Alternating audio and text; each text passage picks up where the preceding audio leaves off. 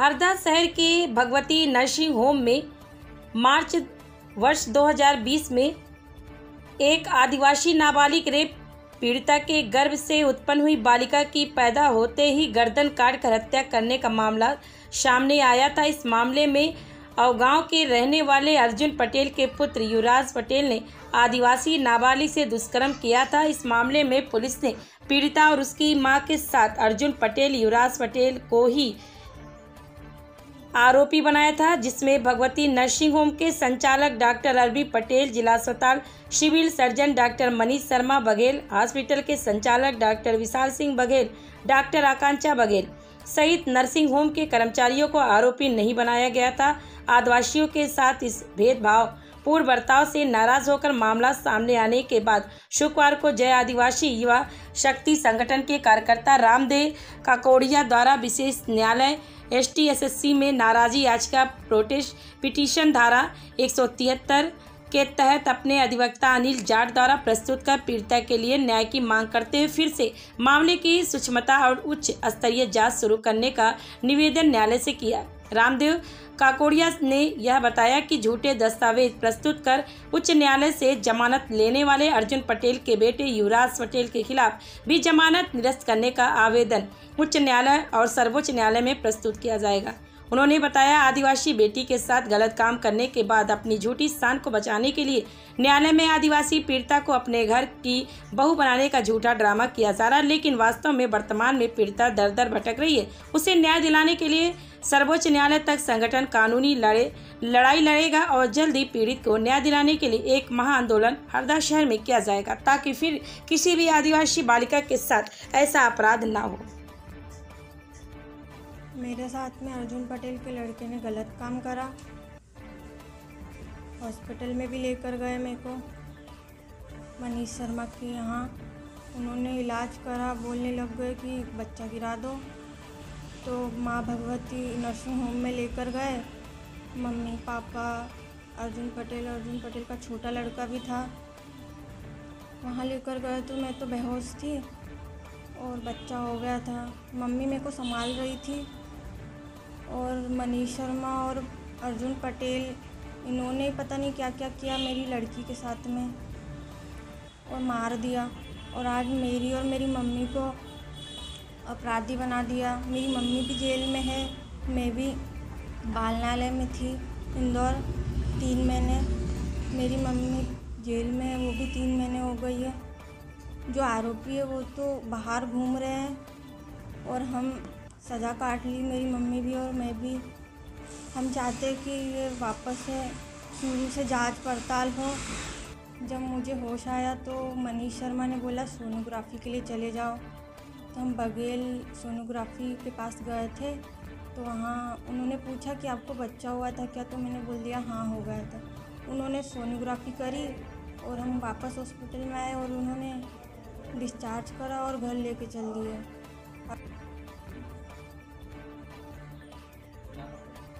रामदेव काकोड़िया। मामला ये है कि ग्राम भांडवा के एक पीड़ित परिवार रहने वाले थे और कुछ समय पहले मेरे पास आए और उन्होंने पूरी कहानी बताई, जिस प्रकार से मध्य प्रदेश के अंदर आदिवासियों के ऊपर जो अत्याचार बढ़ रहे हैं। काफ़ी चिंता का विषय है। और एक ऐसा ही मामला हरदा ज़िले का एक अब गाँव में, जो बैतूल ज़िले से कुछ पीड़ित आदिवासी लोग हमारे काम कर रहे थे और उन्हीं के साथ वहीं के जो किसान हैं, उनके जो एक पुत्र है युवराज पटेल, उन्होंने उनका एक आदिवासी बच्ची को रखेल बना के रखा और उसके साथ बलात्कार किया, जो कि नाबालिग थी, 12 से 14 साल की थी। उसके साथ बलात्कार किया और उसके बाद में फिर उन्होंने उसका आभूषण करवाने के लिए सबसे पहले फर्स्ट में उसको मनीष शर्मा के पास लेके गया। और मनीष शर्मा के पास ले जाने के बाद जो सब कुछ मनीष शर्मा को पता होने के बावजूद भी फिर उन्होंने उसको भगवती नर्सिंग होम पे लेके गए वहाँ पे और उसका बच्चा गिरा दिया। और बच्चा गिराने के बाद उस बच्चे को धारदार हथियार से nursing home, Bhagwati nursing home और मनीष शर्मा की सभी सांठ-गांठ से उस बच्चे को मार दिया गया। और जिनको अपराधी बनना चाहिए था, वास्तव में जिनको अपराधी बनना चाहिए था, मनीष शर्मा, भगवती नर्सिंग होम और बघेल को, उनको पुलिस प्रशासन ने पूरे तथ्यों को तोड़ मरोड़ कर बनाया गया। और उल्टा जो पीड़ित परिवार है, जो फरियादी है, जो बच्ची है, जो 15 साल 16 साल की बच्ची है और उसकी माँ, उस माँ को ही आरोपी बना दिया गया। और वो माँ उसकी 2.5 साल से जेल के अंदर, हरदा जेल के अंदर जेल काट रही है और जो बच्ची है पीड़िता है वो नारी निकेतन इंदौर में लगभग करके 3 महीने वहाँ पे रह गई। अब सवाल ये पैदा होता है किस प्रकार से प्रदेश के अंदर किस प्रकार से आदिवासियों के साथ अत्याचार हो रहा है, काफ़ी चरण पे हो रहा है। हमारी ये मांग है, आज हम लोगों ने कोर्ट में या याचिका लगाई कि इस केस की डबल से जांच की जाए और हम लोग मध्य प्रदेश सरकार और प्रशासन तक भी आवाज़ पहुँचाना चाहते हैं कि हम लोग पूरी तरीके से इस मामले पर लगे हैं। पूरा जीएस संगठन और जितने भी हमारे आदिवासी संगठन हैं वो पूरे लगे हुए हैं और हम लोग जब तक हमको न्याय नहीं मिलेगा किसी भी कंडीशन में हम लोग पीछे नहीं हटेंगे, चाहे हमको अगर जान देना पड़े जान देने के लिए तैयार है। प्रशासन ने जिस प्रकार से इस मामले पर ढील पोल बरता है, जिस मामले से साठ गांठ करके जिले से लगा के तमाम अधिकारी पुलिस प्रशासन के जो अधिकारियों ने इस मामले को दबाने की कोशिश की है और तोड़ मरोड़ को जो मामला पेश किया है हम किसी भी कंडीशन में बर्दाश्त नहीं करेंगे। हमारा निवेदन है सरकार प्रशासन, अनुसूचित जनजाति आयोग और महिला जनजाति आयोग से भी किस मामले को संज्ञान ले और आज हमने कोर्ट में याचिका लगाए हैं कि जल्द से जल्द इस केस को डबल से ओपन करके डबल से बारीकी से इसकी जांच हो, ऐसी हमारी मांग है। और अर्जुन पटेल और जिसका जो लड़का है युवराज पटेल, उन्होंने कोर्ट में ये बताया है कि मैं जो पीड़िता है उसको साथ में रख रहा हूँ, शादी भी कर लिया हूँ और पुलिस ने भी जब जांच की तो उसमें ये दर्शा देगा कि हाँ कि ये युवराज पटेल के साथ बढ़िया तरीके से खुशी रह रहे हैं, जबकि ये सत्यता नहीं है। आज भी जो पीड़िता है जिसके साथ बलात्कार हुआ, जो कुछ महीने नारी निकेतन में रह गई, वो आज भी दर की ठोकर खाती फिर रही है, आज भी भटकती फिर रही है और उसी भटकते वो हमारे पास आई है। तो किस प्रकार से आज अंधे होकर पुलिस प्रशासन एक दबाव में आके, राजनीतिक दबाव में आके या फिर कोई लोभ के चक्कर में किस प्रकार से आज झूठ बोल रहा है, सबसे बड़ी शर्म की बात है। और हम लोग प्रशासन तक ये बात पहुंचाना चाहते हैं जितने भी इसमें अपराधी हैं वो जब तक जेल के अंदर नहीं जाएंगे तब तक हम चैन से किसी भी कंडीशन में नहीं बैठेंगे। हाँ, मैं वही समझ में आया, इसीलिए आज हमारे द्वारा माननीय न्यायालय में हरदा जिले का एक बहुचर्चित मामला जो था, जिसमें भगवती नर्सिंग होम में एक आदिवासी नाबालिग जो बलात्कार पीड़िता बालिका थी, उसके गर्भ से उत्पन्न बच्चे की धारदार हथियार से हत्या कर दी गई थी। उसी मामले में पुलिस प्रशासन के द्वारा आरोपियों से मिलकर कुछ आरोपियों को बचाया गया था और उस मामले की वास्तविक पीड़िता जो उस नाबालिग बच्ची थी और उसकी माँ थी, उनकी ओर से हमारे द्वारा न्यायालय में एक याचिका लगाई गई है धारा 173(8) के तहत कि इस मसले को फिर से जांच की जाए पुलिस विभाग के द्वारा और जो वास्तव में जो आरोपी व्यक्ति है उनको इस प्रकरण में आरोपी बनाया जाए और इन निर्दोष को जो है छोड़ा जाए।